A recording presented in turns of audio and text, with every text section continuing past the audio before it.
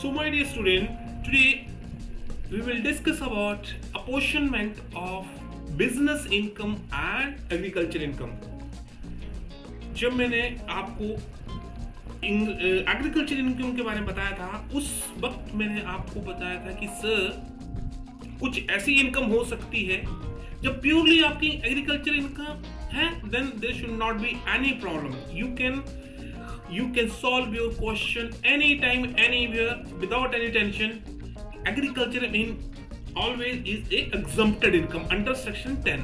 ठीक है, under section 10 और सेक्शन 1 ये आपने सिर्फ याद रखना है. ठीक है, लेकिन मैंने आपको साथ में ये भी बताया था कि अगर जहां पे अपोर्शनमेंट ऑफ ये नहीं पता चल पाता है कि भैया इसकी एग्रीकल्चर इनकम कितनी या बिजनेस इनकम कितनी है, जब दोनों का इंटीग्रेशन होता है. मेरी एक इंटीग्रेशन की वीडियो है, उसमें मैंने बहुत अच्छे तरीके से आपको समझाया है. 28 मिनट्स की वीडियो है, उसमें आप एक एक चीज बड़े एग्जांपल 4 से 5 एग्जांपल को देके मैंने आपको समझाया होगा भाई साहब इसको कैसे जो है सॉल्व करना है. ठीक है, लेकिन फिर भी मैं आपको यहाँ पे ये बता दूं कि आपको जो बिजनेस इनकम और एग्रीकल्चर इनकम होती है उसको अलग करना पड़ता है और उसके हिसाब से आपको टैक्स देना होता है. ठीक है, जो एग्रीकल्चर इनकम होती है वो एग्जम्प्टेड कर दी जाती है और जो बिजनेस इनकम होती है उसके ऊपर टैक्सेबल कर दी जाती है. ठीक है, तो मेरा टॉपिक आज का यही है और आप इसको जो है 10-15 मिनट की वीडियो होगी ज्यादा से ज्यादा, लेकिन मेरी वीडियो थोड़ी लंबी जरूर होती है बट आप लोगों का जो कॉन्सेप्ट है ना उसमें बिल्कुल भी डाउट जो रहने की उम्मीद बिल्कुल जीरो के बराबर है. क्योंकि कुछ लोग ऐसे करते हैं वीडियो को 2 मिनट का 5 मिनट का बना दिया. क्या भाई साहब आपको अगर आपने कोई क्वेश्चन सॉल्व करना है तो ये पॉसिबल है 5 मिनट में या 2 मिनट की वीडियो आप बना दो काम चल जाएगा? नहीं चलेगा सर, क्योंकि अगर आपको एग्जाम्पल के थ्रू अगर आपको समझना है तो डेफिनेटली मेरी वीडियो में हर एक वीडियो जो है एग्जाम्पल के साथ दी गई है, सो दैट कि आपको कोई भी कॉन्सेप्ट की अनक्लैरिटी नहीं रही. कॉन्सेप्ट को क्लियर होना बहुत जरूरी है आपके लिए, otherwise it is impossible to clear your chartered accountant exam. So you have to be very careful while you are watching my video and your full mind should be concentrate only on the videos. ठीक है, so I do not want to waste your more time because your time is very precious. So let's come to the point. Apportionment of income between business income and agriculture income. ये rule जो है 7 और 7 है, 4 rule, आपने इससे ज्यादा नहीं है, 4 रूल है. ये जो है आपका सेक्शन रूल 7 है, 7A 7B और 8 है इनकम टैक्स का रूल 92 याद रखना है आपने. बेसिस ऑफ मतलब जिसके आपने बेसिस याद रखना है, बेसिस ऑफ अपोर्शनमेंट. ठीक है, of income between agriculture income and business income. यहां तक क्लियर है? हम क्या क्या पढ़ने जा रहे हैं सबसे पहले तो आपको ये क्लियर होना चाहिए. और क्वेश्चन में तो कहीं से भी आ सकता है, और कोई भी अगर फार्मर भी होगा तो अगर वो उसके पास हाउस रेंटल इनकम है या सैलरी इनकम है या फिर इनकम फ्रॉम अदर सोर्सेज की इनकम है, तो उस केस में कैसे कैलकुलेट करना है वो मैंने आपको इंटीग्रेशन ऑफ एग्रीकल्चर इनकम की वीडियो में कंप्लीट करके बताया हुआ है. You can watch that video. Okay, let's come to the point. पहला क्या है, रूल 7 क्या बोलता है? रूल 7 भाई साहब ये बोलता है कि income from growing of manufacturing of any product. ऐसा कोई प्रोडक्ट जो आप मैन्युफैक्चर कर रहे हैं, ठीक है, एक ऐसा कोई प्रोडक्ट से XYZ कोई प्रोडक्ट है, ये आपका प्रोडक्ट है, ये आप मैन्युफैक्चर कर रहे हैं और यहाँ पे एग्रीकल्चर इनकम है और दूसरे केस में आपकी जो है यहाँ पे बिजनेस इनकम है. अब क्वेश्चन ये आता है, जो दूसरे आपके रूल्स हैं उसमें तो ये बता दिया है कि भाई आपने 65% आपने एग्रीकल्चर में लेना है और 35% आपको बिजनेस में लेना है. सिमिलरली 75% आपने जो है एग्रीकल्चर इनकम में लेना है या 25% जो है आपने नॉन एग्रीकल्चर में लेना है. ठीक है, उसकी again there is one point that is 60% का एक रेशियो है, 40% का एक रेशियो है. जो कम होगा वो आपका बिजनेस इनकम होगा, ये ध्यान रखना है आपने, और जो मैक्सिमम होगा वो एग्रीकल्चर जो है एफर्ट्स के लिए गवर्नमेंट ये कहती है कि भाई आपने ज्यादा एफर्ट्स लगाया तो इसको 60% जो है आप इसको जो है. एग्जाम्पल मैं आपको बता दूं, ये टी का एग्जाम्पल है. जैसे आप टी का बिजनेस कर रहे हैं कोई, आप जो है लीफ उगाते हैं, अपने अपने वो पत्तियां तोड़ने वाली लेडीज लगा रखी हैं, या कोई जेंट्स लगा रखे हैं, या बच्चे लगा रखे हैं। एक तो आप वहां पे, उसके बाद वो वहां पे फिल्टर होने के लिए प्लांट में आती है, प्लांट भी उन्हीं के अंदर है। तो उस केस में ये सब चीजें, तो गवर्नमेंट ये कहती है भाई साहब ऐसा है, आप मुझे 40% का जो है उसके ऊपर बिजनेस इनकम मान लो, और बाकी 60 को जो है आप इसको एग्रीकल्चर इनकम मान लो। सो इसीलिए लेकिन जहां पे जब ऐसा केस होता है, कोई और प्रोडक्ट है, ठीक है, जहां पे कोई और प्रोडक्ट है इन 3-4 के अलावा, तो आप क्या करोगे? उसके लिए एक मेथड बताया गया है कि आपको कैसे करना है। जहां पे income from growing and manufacturing of any product, जहां पे ये 4 प्रोडक्ट नहीं होंगे, अगले हम पढ़ने वाले हैं, जो कि सारा डाउट्स आपको एग्जांपल के थ्रू पूरा क्लियर हो जाएगा, जरा भी आपको डाउट नहीं रहने वाला है, ठीक है। Where income is partially agriculture income and partially income chargeable to income tax business income, वही चीज हो रही है जो हमसे बता रहे हैं। इसके अंदर जब ऐसा होता है तो बिजनेस एग्रीकल्चर इनकम किसको माने और बिजनेस इनकम किसको माने? एग्रीकल्चर, ठीक है। The market value of any agriculture product which has been raised, ठीक है, मार्केट वैल्यू, ये ध्यान रखना है, मार्केट वैल्यू जो बहुत इंपॉर्टेंट वर्ड है, वो काम आने वाला है, of any agriculture produce has been raised by the assessee to receive the, मतलब कहने का मतलब ये है कि आपने मान लीजिए ये प्रोडक्ट है, अब ये 1 लाख रुपए का बिक रहा है मार्केट में, तो इट इज ऑब्वियस कि आपने इसको यहां तक लाने के लिए आपने you may have incurred most of the expenses, हो गया, बहुत सारे लेबर होंगे, मशीनरी होगी, इसको जो है यूटिलाइज करी होगी, ठीक है, आपको फर्टिलाइजर होगा, वट एवर द थिंग्स। लेकिन इसको लाने के लिए वो ये कह रहा है कि भाई अगर आपने इस तक चीज को लाने के लिए अगर आपने कोई खर्चा किया है, उसको मार्केट में बिकने तक के लिए अगर आपने कोई खर्चा किया, तो आप उसको भाई साहब कम कर लो। बिजनेस शैल बी डिडक्टेड, ये ध्यान रखना, account of the business shall be deducted, ये मतलब वो ज्यादा अमाउंट आप कम कर सकते। No further deduction shall be made in respect of the expenditure incurred by the assessee as a cultivator और रिसीवर ऑफ द रेंट। ये आपको पता है, रिसीवर मैंने आपको बता दिया था, रिसीवर कौन सा होता है? जो रेंट मिलता है, मतलब आप जिसने अपनी जमीन किसी को दे रखी है, भाई साहब मुझे साल का 2.5 लाख रुपए दे दिया करो, आप इसको आप काम करते रहो, वो एक तरह का रेंट होता है। This is not a house property rent और something else, but this is also an exempted income. चलिए आगे चलते हैं, यहां तक पॉइंट क्लियर हो गया, आपको कौन से एक्सपेंसेस करने हैं, जो कि आपने उस प्रोडक्ट को सेल तक बिकने के लिए, पहुंचाने के लिए आपने जो खर्चा किया उसको आप कम कर लो, ये कहने का मतलब है मार्केट वैल्यू में से, ठीक है। आगे चलते हैं, अब आपने मार्केट वैल्यू कैसे निकालना है, क्या बोलना चाह रहा है ये बोलना चाह रहा है भाई साहब कि determination of market value, there are 2 possibility, कि आपने किसी प्रोडक्ट की मार्केट वैल्यू कैसे निकालनी है। लेट्स से कि आप जो है, ये खेत है आपका, ठीक है, अब यहाँ पे आपको शुगर कैन जो है बनाते हैं, अब इसकी मार्केट वैल्यू कैसे निकालनी है आपने, कितनी मार्केट वैल्यू है। अब आप कुछ तो होगा ना सर आपने कि अगर एग्रीकल्चर और बिजनेस इनकम को आपने अलग करना है तो आपने कुछ तो करना पड़ेगा ना आपको। तो उसने कहा कि भाई सिर्फ 2 चीजें, दो पोजीशन हो सकती हैं, 2 पॉसिबिलिटी हो सकती हैं। पहली पॉसिबिलिटी क्या हो सकती है, the agriculture produce is capable of being sold in the market either in the raw stage, या तो ऐसा हो सकता है कि पूरे के पूरे शुगर कैन को ऐसे ही इसको बेच दिया जाए वहां पे मार्केट में, ठीक है, ठीक है, समझ गए मेरी बात यहां तक। स्टेज, रॉ ही बेच दो, मतलब जितना आपने इसको बनाया, कुछ नहीं करना आपने, गन्ना काटा और इसको मार्केट में बेच दिया, एंड और after the application of any process, मतलब इसको ट्रैक्टर तो करना पड़ेगा ना, मतलब कोई ऑर्डिनरी अगर प्रोसेस करनी पड़ेगी इसको मार्केट तक सेलेबल कंडीशन तक लाने के लिए, वो चलेगा, ठीक है, और टेकन टू द मार्केट, मतलब make it fit to the, इसका यही मतलब, मान लीजिए यार आप दूसरा एग्जांपल ले लो, आप जो है आप चने उगाते हैं, ठीक है, चने उगाने के लिए आपने, ठीक है, पूरा सारा कर लिया, छोटी मोटी इसको फिल्टर कर दिया, सीडिंग वीडिंग सब कुछ कर दिया, फिल्टर वेल्टर करके साफ कंकर वंकर सब निकाल दिए। अब क्या करें, अब इसको थैली में तो पैक करना पड़ेगा ना, तो ये होता मार्केट में, इसको मार्केट में सेल करने के लिए फिट करना पड़ता है इसको, ठीक है।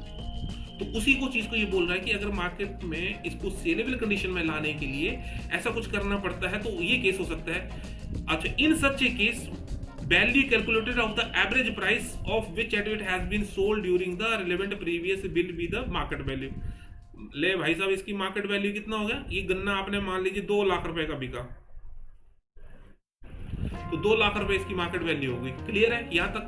दूसरी कंडीशन बोल रहा है क्या हो सकती है मार्केट वैल्यू की?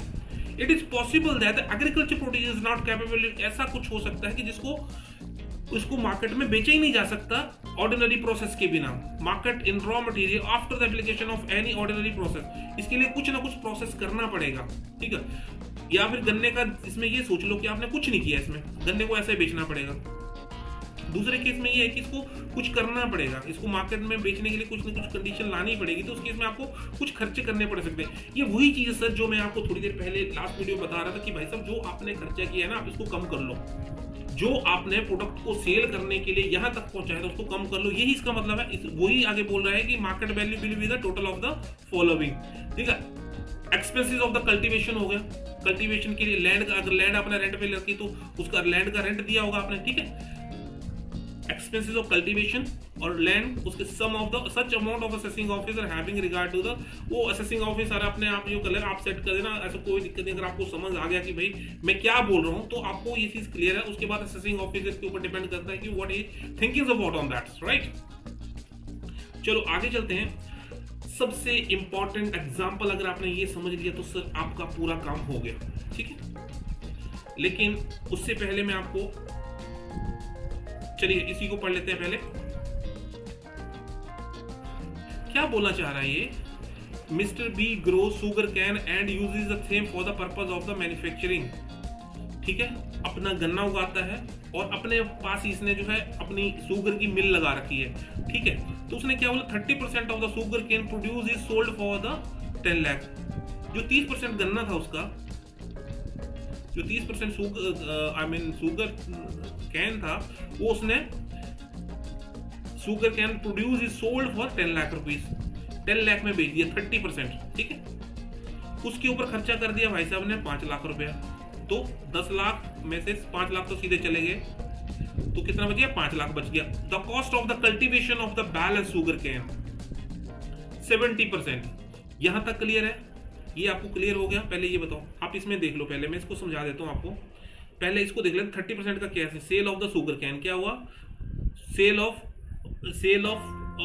प्रोड्यूस, इसमें 10 लाख का है, ठीक है। उसके बाद cost of the sugar can कितने, सॉरी कल्टीवेशन कितना हो गया? 5 लाख। तो एग्रीकल्चर की इनकम कितने निकल के आई भाई साहब? 5 लाख निकल के आ गई है, ठीक है। 10 में से 5 गए हैं तो सीधा सीधा आपको 5 लाख जो है ये हो गई आपकी एग्रीकल्चर इनकम, ठीक है। यहां तक क्लियर है? यहां तक कोई डाउट नहीं होना चाहिए, ठीक है। उसके बाद फिर ऊपर चलते हैं। 70%, okay. The cost of the same is, okay यहां तक आते हैं। The cost of the cultivation of the balance sugar cane, मतलब 70% जो शुगर कैन बच गया उसकी जो कॉस्ट आती है वो है 14 लाख रुपए की, ठीक है। And the market value of the same is 22 lakh रुपए। हुआ क्या भाई साहब? 22 लाख रुपए तो मार्केट वैल्यू है, ठीक है। ये मार्केट एग्रीकल्चर इनकम की जो मार्केट वैल्यू कितनी है जनाब की है 22 लाख रुपया, जो 70% जो शुगर कैन था, लेकिन उसकी कॉस्ट कितनी आ गई? 14 लाख रुपया। तो भाई साहब को कितना हो गया? शुगर कैन 70% था और उसके बाद कितना निकल के 8 लाख, तो इसकी होगी एग्रीकल्चर इनकम। यहां तक क्लियर है? कोई डाउट है तो मुझे बता दो, कमेंट में दे देना भाई। मैं आपके डाउट को रेडी बैठा हूं क्लियर करने के लिए। आप भेजो तो सही, आप सीखो तो सही, आप एग्जाम तो दो। एग्जाम अपने कॉन्फिडेंट तरीके से दोगे, एक बार नहीं दोगे, 2 बार दोगे, 4 बार दोगे, अरे भाई होगा, क्यों नहीं होगा। आईपीएस वो बनते हैं कितने साल से, 8-8 साल से तैयारी भी कर रहे होते हैं, 6-6 साल से तैयारी कर रहे हैं, 5 साल से तैयारी कर रहे होते हैं, 4 साल से, लेकिन एक दिन निकाल लेते हैं ना यूपीएससी एग्जाम। क्यों? क्योंकि उन्होंने एक बार सेट कर लिया अपने माइंड में कि भाई मुझे क्लियर करना है। यही तो मेन चीज है यार। फेलियर तो सिखाते हैं आपको काम कैसे करना है। जब तक आप फेल नहीं होंगे आपको समझ ही नहीं आएगा उसकी वैल्यू क्या है, आप आगे कैसे सोचोगे। आपको फेल होना बहुत जरूरी है। मैं ये कहता हूँ भाई, अगर आप फेल नहीं होगे तो आप सीख ही नहीं सकते कुछ भी। इसीलिए मेरा ये सोचना है कि अगर आप फेल होगे तो डेफिनेटली आप उसके ऊपर फोकस करेंगे और बहुत अच्छे तरीके से उस चीज को सीखेंगे, और बिना फेल हुए कर ले तो दैट्स ग्रेट।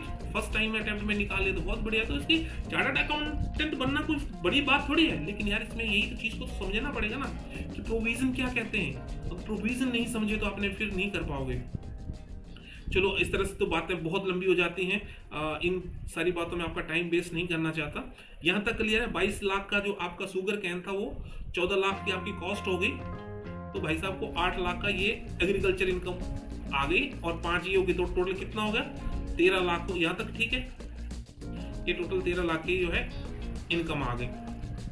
एग्रीकल्चर इनकम की बात कर रहा हूँ अभी मैं, ठीक है। तो टोटल एग्रीकल्चर इनकम 13 लाख हो गई। अब चलो आगे, पीछे जो मैं छोड़ के आया हूँ पीछे, अब करना क्या है, after incurring 1.5 lakhs in the manufacturing process of the balanced sugar cane, sugar was sold for 25 lakh rupees। अब ये 75 लाख जो था, सॉरी 70% का जो ये शुगर कैन था, उसने क्या किया, हुआ क्या, सारी कहानी सुनो। Sale of the sugar of the business income निकालनी है हमने।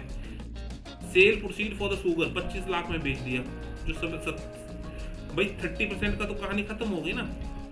30% की कहानी तो पूरी एग्रीकल्चर इनकम के आपके खत्म हो गई।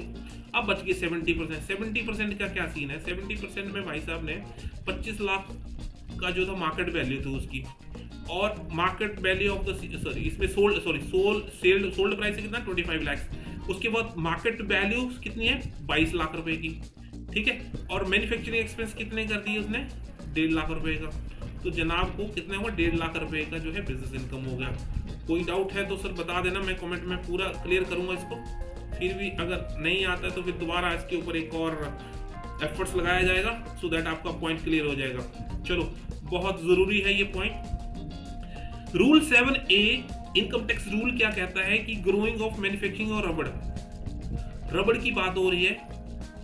आपको पता है कि कोई भी जो रबड़ है वो प्लांट से लिक्विड वगैरह निकलता है, उससे बनता है। तो गवर्नमेंट का कहना है कि कोई भी अगर आप जो है रबड़ का बिजनेस कर रहे हैं तो उस केस में आपने कुछ नहीं करना। लेटेक्स क्या होता है, लिक्विड होता है based on the craft or brown recipes technically specified block now manufactured and processed in the field latex powder obtained from the rubber plant, ठीक है, grown by the seller is India। इन सच्चे case ये ध्यान रखने वाली बात, 30% आपने क्या बोला है, 65% जो है आपने बोला एग्रीकल्चर इनकम ले लेनी है, एग्रीकल्चर इनकम, और 35% को आपने क्या मान लेना है भाई, आपने इसको बाल लेना है बिजनेस इनकम। अगर आप रबड़ का बिजनेस कर रहे हैं सीधा ही, उसको कुछ नहीं चाहिए, गवर्नमेंट को कुछ नहीं चाहिए, उसने सीधा भैया रूल बना दिए कि अगर आपका रबड़ का बिजनेस कर रहे हैं, उसको पता है कितना खर्चा आ सकता है, तो उसको पता है कि भाई जो एग्रीकल्चर इनकम में जो ह्यूमन एफर्ट्स या स्किल्स लेबर लगेगी वो 65% तक लगेगी, और बाकी जो 35% है मुझे उसका जो है इनकम टैक्स उसको ऊपर देना। एग्रीकल्चर इनकम फ्री है और उसके 65% पे 65 फ्री हो जाएगा, और 35% पे तो आपका ये 100% हो जाएगा। चलो उसको एग्जाम्पल के थ्रू समझ लेते हैं। क्या बोलता है, mister C manufacture latex liquid, जो समझ रहे हो ना आप, रबड़ प्लांट से grown by him India and these has been sold in the market 30 lakh रुपए में बेचा। The cost of the growing is 10 lakh रुपए। तो 20 में से 10 गए, 10 लाख बच गया। तो मैन्युफैक्चरिंग इसकी निकालनी है हमने, एग्रीकल्चर इनकम और non agriculture income. Total income of mister C compare agriculture income and business income निकाल। टोटल प्रॉफिट फ्रॉम द, देखो 30 में से मैंने आपको बताया 10 चला गया, तो ये हो गया 8 एक्सपेंस हो गया, तो टोटल कितना बच गया 12 लाख बच गया। यहां तक क्लियर है, कोई डाउट्स? मेरे हिसाब से कोई डाउट नहीं रहना चाहिए। ये देखिए 30 लाख का सेल किया, 10 लाख में से तो आपका वो चला गया, आपका क्या था, ये कॉस्ट ऑफ ग्रोइंग था, और जो 8 लाख का था अदर मैन्युफैक्चरिंग कॉस्ट थी, ठीक है। तो आपका ये 8 लाख और टोटल कितना बच गया 12 लाख रुपए बच गया। अब इस 12 लाख का 35% और 65% का बहुत ईजी है, बिल्कुल भी इसमें कोई डाउट नहीं है। देख लीजिए, एग्रीकल्चर इनकम आपको 65% मान लेनी है और बिजनेस इनकम 35% मान लिया है। तो 12 लाख का अगर हम लोग 65% लेते हैं तो 7.8 लाख आ जाएगा, और 35% जो है 12 लाख का आ जाएगा 4.2 लाख। कोई डाउट नहीं है, everything is very easy if you focus on the main concept, ठीक है। इसी तरह से एक और कॉन्सेप्ट है, क्या बोलता है, अगर आप क्या कर रहे हैं, अगर कौन सा बिजनेस कर रहे हैं, ये बहुत सीधा है, बहुत बढ़िया चीजें दे रखी हैं। मैन्युफैक्चरिंग ऑफ कॉफी, भाई आप कॉफी का बिजनेस कर रहे हो, तो उसने ये बोला कि भाई ज्यादा मुझे कुछ नहीं करना। कोई भी ऐसा अगर बिजनेस कर रहे हो coffee, the sale of the coffee grown and cured in the, सुखाना होता है मतलब क्योर्ड है सेलर इन द 25% बोले आपने बिजनेस इनकम मान है, 75% जो है आपने मुझे एग्रीकल्चर मान लेनी है, तो मुझे आपने 25% पे आपने मुझे टैक्स दे देना, या मुझे बिजनेस इनकम मान लो, बस मुझे आप 75% का एंजॉय कर लो, एग्रीकल्चर इनकम मुझे कुछ नहीं चाहिए। कॉफी के अंदर एक और चीज है, ये रोस्टेड करनी पड़ती है कॉफी, ठीक है, इसको मतलब कुक किया जाता है, ये दूसरा पार्ट है। तो उस केस में अगर ऐसा कॉफी का पर्सन बिजनेस कर रहा है कोई मतलब, तो 40% जो है आपकी बिजनेस इनकम मान लो, और जो है 60% जो है आपकी मुझे एग्रीकल्चर इनकम मान लो। समझ गया बात? कोई डाउट नहीं है, क्लियर है, बहुत ईजी है। ये रूल 4 रूल आपने याद रखने हैं। कौन कौन से रूल बताए ना? 7, 7A, 7B और 8, ठीक है, ये सारे के सारे हमने स्टडी। लास्ट वाला एक और है, इसको भी देख लेते हैं क्या बोल रहा है, बहुत ईजी है सर। रूल 8 में बोलता है income from the growing of manufacturing of T. भाई आप कोई भी पर्सन अगर जो है टी का बिजनेस कर रहा है, this rule applies only in the case of assessee himself grows leaves and manufacture teas in India.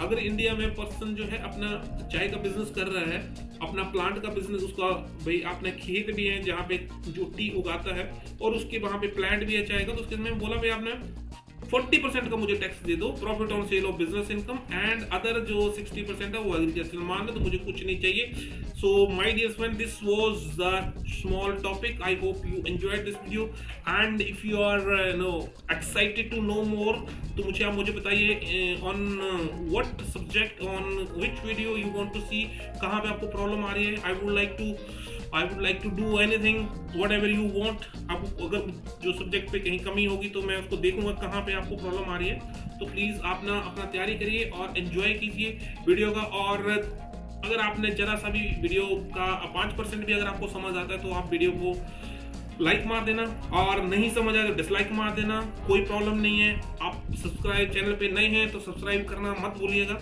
so that I will get more motivated, so that I will make some more video for you, so that you will clear all your exams. So thank you so much. Let's meet in another video session. Till that, take care. Bye bye.